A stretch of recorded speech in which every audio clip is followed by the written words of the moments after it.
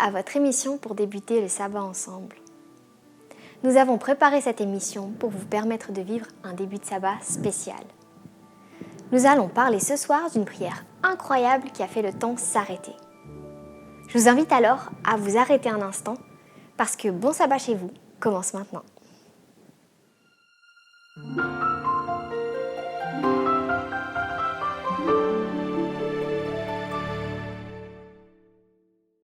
Imaginez que vous ayez une foi si grande que la nature s'arrête ou bouge en réponse à votre prière.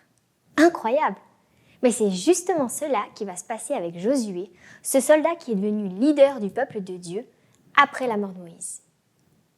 N'oubliez pas de commenter vos ressentis après l'émission concernant le message d'aujourd'hui. Je voudrais aussi vous inviter à vous abonner à cette chaîne pour être averti chaque vendredi de la mise en ligne de cette émission et de toutes les autres émissions d'Espoir Média. Comme d'habitude, préparons-nous avec les moments de louange qui suivent et à tout de suite.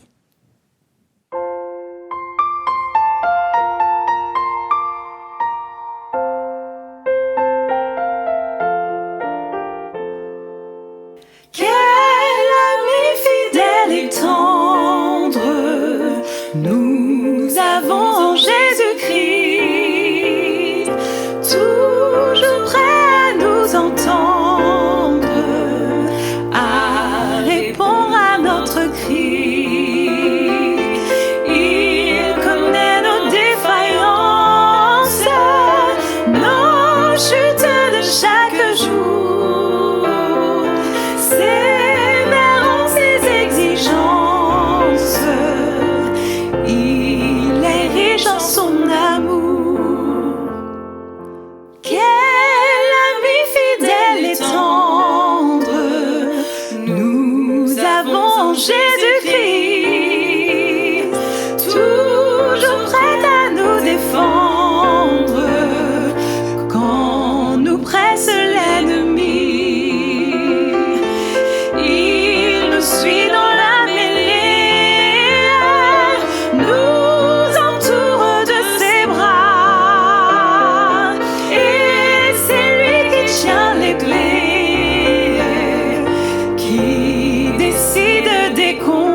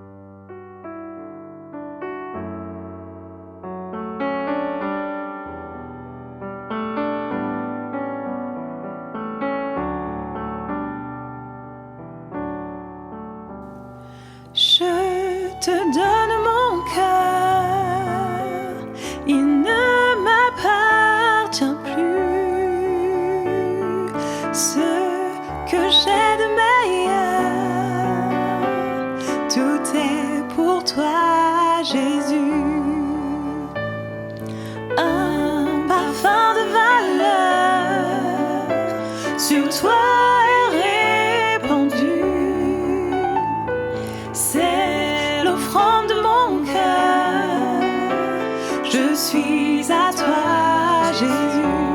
Prends mon âme, prends mon cœur, je te donne tout. Prends ma vie, me voici, je te donne tout. Mon cœur est à toi, tout à toi.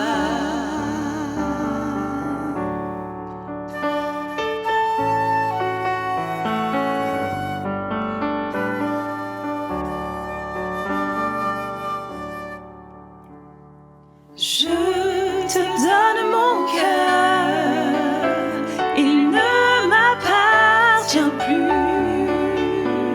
Ce que j'ai de meilleur, tout est pour toi, Jésus. Un parfum de valeur sur toi est répandu. C'est l'offrande de mon cœur, je suis à toi, Jésus. Prends mon âme, prends mon cœur, je te donne tout. Prends ma vie, me voici, je te donne tout.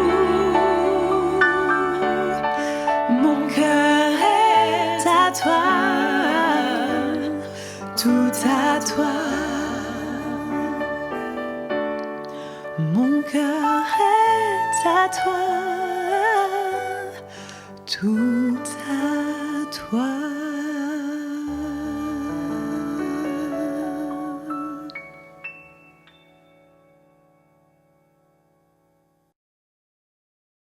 Durant sa vie terrestre, Jésus enseigna à ses disciples de quelle manière ils devaient prier. Il leur apprit qu'ils devaient exposer à Dieu leurs besoins journaliers et se décharger sur lui de tous leurs soucis. L'assurance qu'il leur donna de l'exaucement de leurs prières, il nous la donne aussi. Merci à l'équipe de Louange pour ces chants. Le message de ce vendredi nous est présenté par le pasteur Danielo Barelli, responsable de l'association pastorale, qui est en quelque sorte le pasteur des pasteurs. La Bible contient des informations incroyables concernant la nature qui intervient dans l'histoire de l'homme, comme le déluge, les sécheresses ou les tremblements de terre. Mais dans l'histoire de ce soir, c'est l'homme qui va intervenir dans la nature. Avant de lui donner la parole, écoutons donc le texte de la Bible correspondant et on se retrouve à la fin de cette présentation. Alors Josué parla au Seigneur, le jour où le Seigneur livra les Amorites aux Israélites. Sous les yeux d'Israël, il dit : « Soleil, tiens-toi immobile sur Gabaon, et toi, lune, sur la vallée d'Ayalon. » Alors le soleil se tint immobile. La lune s'arrêta, jusqu'à ce que la nation eût tiré vengeance de ses ennemis. Cela est écrit dans le livre du Juste. Le soleil s'arrêta au milieu du ciel et ne se pressa pas de se coucher, presque tout un jour. Il n'y a jamais eu de jour comme celui-là, ni avant, ni après, où le Seigneur ait entendu un homme, car le Seigneur combattait pour Israël. L'expérience de Josué. La lumière illumine la nuit. La lune, le soleil sont aux ordres de l'Éternel. Expérience improbable, impossible? Voyons voir un peu l'histoire. Israël arrive en Canaan, ils doivent conquérir le pays. Ils obtiennent une victoire. Des nations qui sont des futurs voisins commencent à prendre peur. Et les Gabaonites, il s'agit des Gabaonites aujourd'hui, eh bien, veulent faire une alliance avec Josué et avec le peuple d'Israël. Ils viennent trouver Josué, mais pas n'importe comment, pas en disant qu'ils sont voisins, mais en se déguisant, en disant que c'est une nation très lointaine. Ils ont des habits vieux, rapiécés, des outres à vin qui sont rafistolées, des sandales qui sont réparées avec des bouts de ficelle. Ils font une alliance. Les Israélites disent oui, d'abord ils sont un peu méfiants, mais enfin, ils ne consultent pas l'Éternel, pas besoin. Ils disent ça doit aller, ces personnes nous craignent, on fait une alliance avec eux. Quelques jours après, la vérité éclate. Et c'est une vérité cruelle. Les Gabaonites étaient des voisins proches d'Israël. C'était aussi Gabaon, une cité par laquelle les Israélites devaient passer pour conquérir tout le pays de Canaan, le centre, la partie méridionale, une partie importante du pays. Et ils s'aperçoivent qu'ils ont été trompés, grugés. Et quelques jours après, 3 jours après, ils s'aperçoivent, en plus, non seulement ils ont fait un pacte, ils ont été trompés, mais en plus, ils doivent voler au secours des Gabaonites, parce que leurs anciens alliés veulent les attaquer. Et c'est au cours de cette bataille que cette prière est prononcée.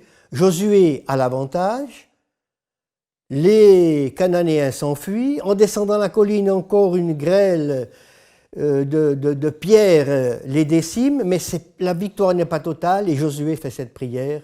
C'est pas possible, Seigneur, ma journée est trop courte, il faut que le soleil illumine encore. Histoire improbable? Eh bien, nous savons que l'univers est régi par des lois très, très précises, très strictes. Longtemps, l'homme a cru que la Terre était le centre du monde. Et Copernic a dit non, mes amis, au XVIe siècle, mes amis, la Terre est une planète qui tourne autour du Soleil. Alors on a pensé, mais c'est le Soleil le centre de l'univers. Les astronomes ont dit non, ont découvert que le Soleil est une étoile de banlieue, parmi d'autres étoiles. Des milliers, des dizaines de milliers, des centaines de milliers, parmi 100 milliards d'étoiles. Alors on a pensé, mais notre galaxie, c'est le centre du monde. Et on s'est aperçu que non. Notre galaxie est entourée par des milliards. On parle de 100 milliards de galaxies. Monsieur Trinh Xuan Thanh, savant bien connu, astrophysicien, un des plus célèbres, qui est bien connu aussi dans notre région, qui a étudié une année à Lausanne, qui est venu, il n'y a pas longtemps, faire des conférences, qui vient régulièrement d'ailleurs faire des conférences ici, eh bien, nous rappelle que la Terre tourne et bouge toujours. Je crois que ici, rien ne bouge, que je suis bien assis sur mon fauteuil, que vous êtes bien assis sur votre fauteuil dans votre salon, et que vos chips à côté, là, et puis votre boisson, elle ne bouge pas. Mais en réalité, la Terre bouge, elle tourne. Elle tourne à 30 km/s autour du Soleil. Tout bouge dans l'univers. Rien n'est fixe, rien n'est stable. Le Soleil lui-même, il fonce à 225 km/h à travers la Voie lactée. Et la Voie lactée elle-même tombe vers Andromède à 90 km, j'ai dit à l'heure, mais c'est des kilomètres secondes. La Voie lactée tombe à 90 km secondes vers Andromède. Et Andromède et la Voie lactée, qui forment le groupe local eux-mêmes, tombent à plusieurs centaines de kilomètres secondes au milieu d'autres galaxies et d'autres mondes, d'autres univers. Tout bouge. Rien n'est stable. Nos connaissances aussi. Nos connaissances aussi. Prière improbable de Josué? Prière impossible? Non. En réalité, il n'y a rien de plus normal, de plus banal. Les Gabaonites trompent les Israélites. Est-ce que vous n'avez jamais été trompé? Est-ce que vous-même, vous n'avez jamais trompé personne? Les Gabaonites mentent. Est-ce que nous ne sommes pas souvent victimes de mensonges? Les Gabaonites trahissent leurs amis pour faire un pacte avec une autre nation. Et ce pacte conduira à la guerre. Est-ce que l'histoire n'est pas parsemée de guerres, de trahisons, de massacres? Mais c'est l'histoire de l'humanité. Ce n'est pas une histoire impossible. C'est une histoire possible. Et puis la flatterie. Les Gabaonites ont flatté Josué et ses hommes en leur disant « Mais on a entendu parler de vos exploits, vous êtes extraordinaires, vous êtes les meilleurs, vous êtes les plus forts. » Dites-moi, la flatterie, est-ce qu'on ne fond pas comme du beurre au soleil en été, lorsqu'on se sent flatté, lorsqu'on nous donne tellement de qualités, lorsqu'on nous prend pour quelqu'un d'extraordinaire? Et ça marche à tel point que Josué et ses hommes n'ont même pas consulté Dieu. Pas besoin de consulter Dieu. On est tellement extraordinaire. Pas besoin de consulter l'Éternel. Donc, cette histoire est une histoire des plus possibles. Une histoire peut-être banale, peut-être que l'on vit, que j'ai vécu, que vous avez vécu, succomber à la flatterie. Et puis, pourquoi Josué fait cette prière? Il dit, la journée était trop courte pour faire tout ce qu'il avait à faire. Mais vous n'avez pas souvent dit dans votre vie, la journée est trop courte? J'ai tellement à faire que j'ai pas le temps de méditer. J'ai tellement à faire que j'ai pas le temps de prendre contact avec mon Sauveur, avec mon Seigneur, de lire la parole, ou d'avoir de la compassion pour l'homme qui est dans la rue, la femme qui est dans la rue et qui a besoin de moi peut-être. C'est une histoire des plus banales. C'est la triste réalité souvent que nous vivons. Et puis, il y a aussi la méconnaissance de Dieu. Les Gabaonites ont abandonné l'idolâtrie. Et ils ont dit, on va servir Yahvé. Et il y avait une règle en Israël, une loi, qui disait que l'étranger qui est parmi vous doit être considéré comme vous-même. Dans le livre du Lévitique, au chapitre 19, au verset 34, que je lis, « L'étranger qui séjourne parmi vous sera comme l'un de vos compatriotes. Tu l'aimeras comme toi-même. » Certaines versions disent « Il sera comme l'autochtone. » Les Gabaonites, abandonnant leurs idoles, avaient leur place en Israël. Mais Israël a accepté, malheureusement, qu'il reste des coupeurs de bois, des puiseurs d'eau. Ils ont accepté qu'ils soient leurs serviteurs, d'avoir une main-d'œuvre à bon marché, au lieu de leur dire « Mais non, en adorant Dieu, on est tous frères et sœurs. Vous faites partie de notre peuple. » Méconnaissance de Dieu. Méconnaissance de la parole de Dieu. Les Gabaonites ne le savaient pas, mais Josué et ses hommes le savaient. L'univers est créé avec une telle précision. Et ça, c'est M. Tringson Tan qui nous le signale, qui l'a répété lorsqu'il a fait des conférences ici, tout près d'ici à Lausanne. Il nous a dit que sans l'intervention d'une pensée créatrice, eh bien, la probabilité pour que notre univers soit tel qu'il est serait la même que si un archer visait une cible de 1 cm² à une distance de 13,8 milliards d'années-lumière d'ici. Tellement Dieu a fait tout avec soin, avec précision. Dieu connaît les lois. Et pour répondre à la prière de Josué, il a utilisé des lois que lui connaît, mais que nous ne connaissons pas encore. Ces lois qui nous régissent sont tellement précises que si le 60e de virgule d'une décimale était changé, le 60e chiffre après une virgule serait changé, on ne serait pas ici pour en parler. Il n'y aurait pas de vie possible. Mais un homme s'est élevé, Josué. Et aujourd'hui, c'est vous.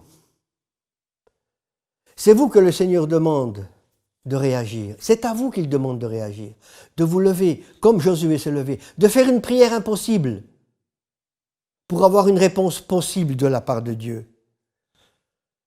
On me dira, oui, mais je ne suis pas Josué. Les valeurs qui ont conduit Josué, Dieu veut nous les imprimer en nous, en vous, en moi, en toi, en moi.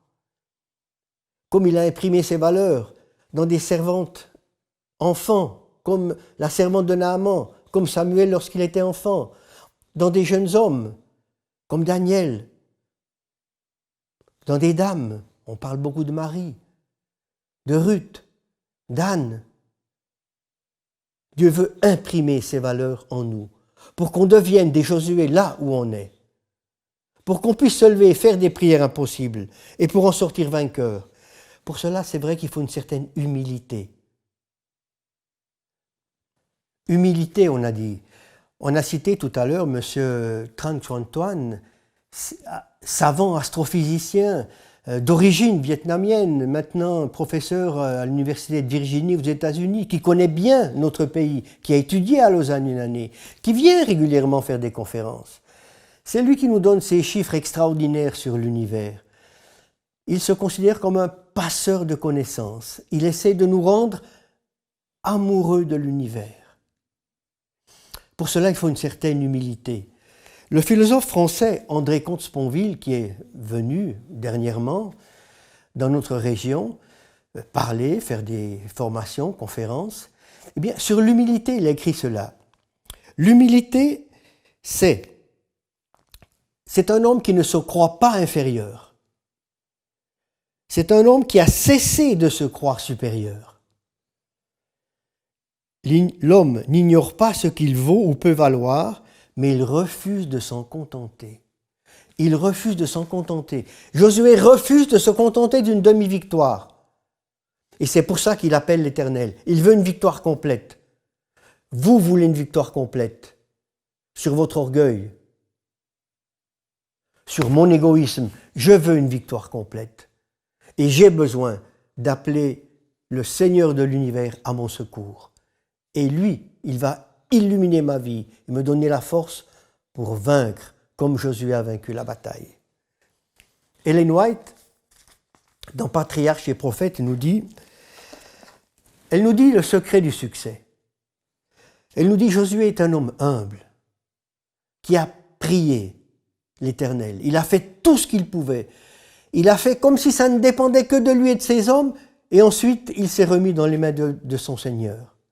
Et Ellen White nous dit, le secret du succès, c'est l'union conjuguée de la puissance divine avec l'effort de l'homme.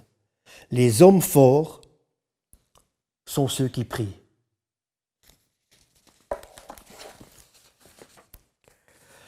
Il y a de nombreuses années, l'homme pensait être le centre de l'univers. Aujourd'hui, c'est vous qui pensez être le centre du monde. C'est moi qui pense être le centre de l'univers. Et c'est vrai que nous sommes précieux. Nous sommes précieux aux yeux de Dieu. Vous êtes un joyau pour le Seigneur. Et je suis aussi précieux pour lui.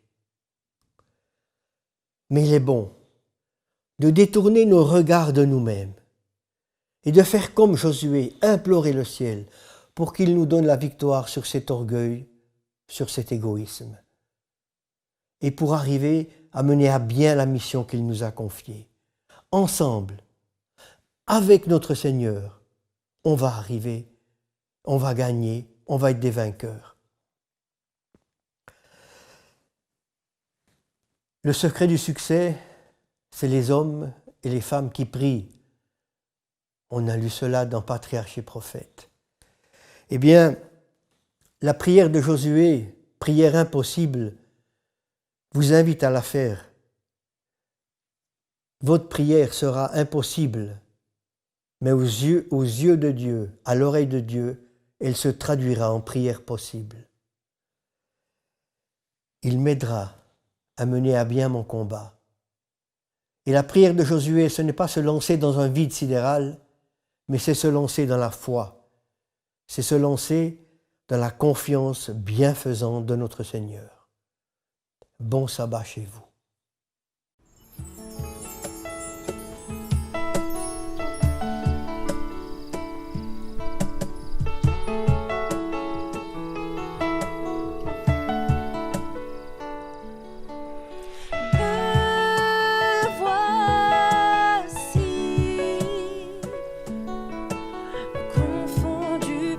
Ta majesté,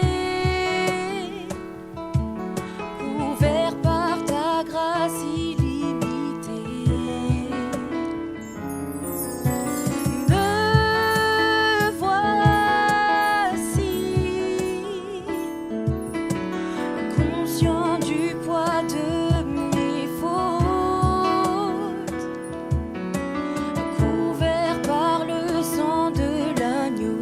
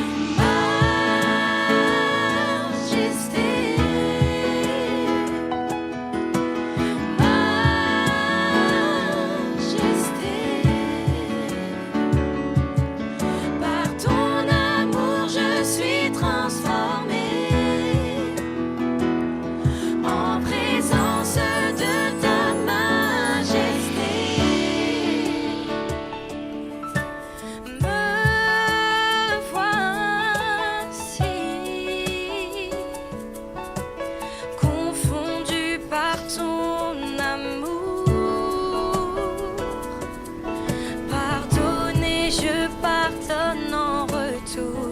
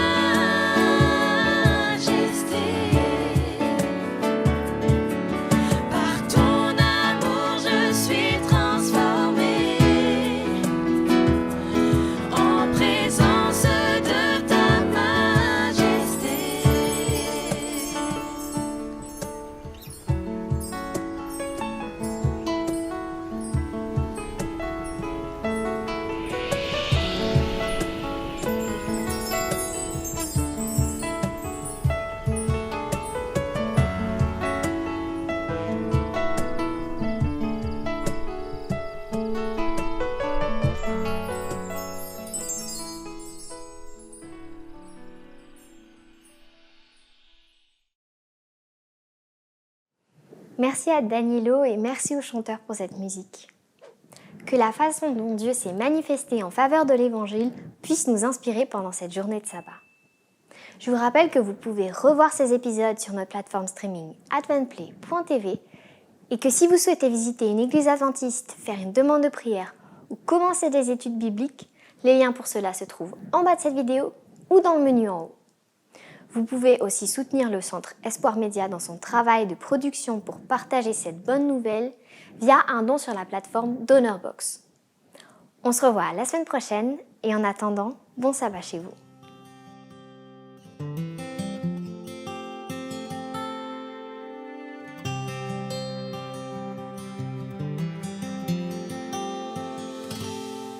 Souviens-toi du sabbat pour le sanctifier, car en ce jour, Dieu nous invite à venir le rencontrer dans son amour pour mieux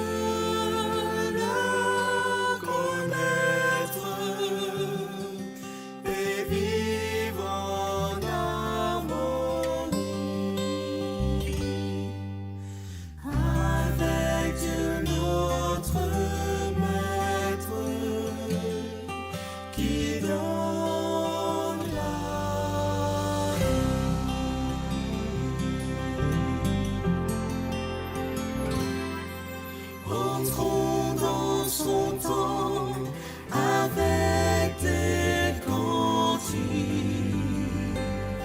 pour l'adorer. Remplissons ce lieu de nos voix de musique pour le louer. Merci.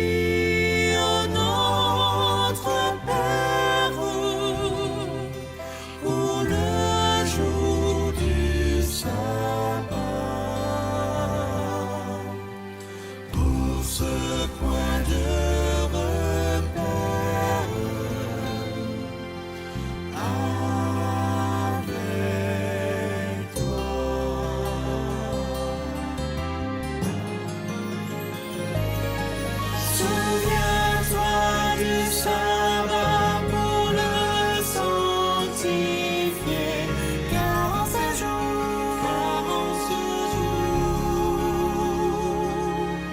Dieu nous invite à venir le rencontrer dans son amour,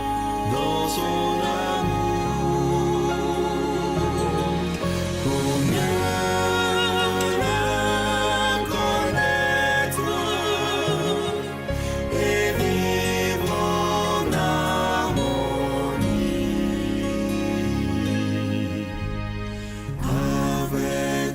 no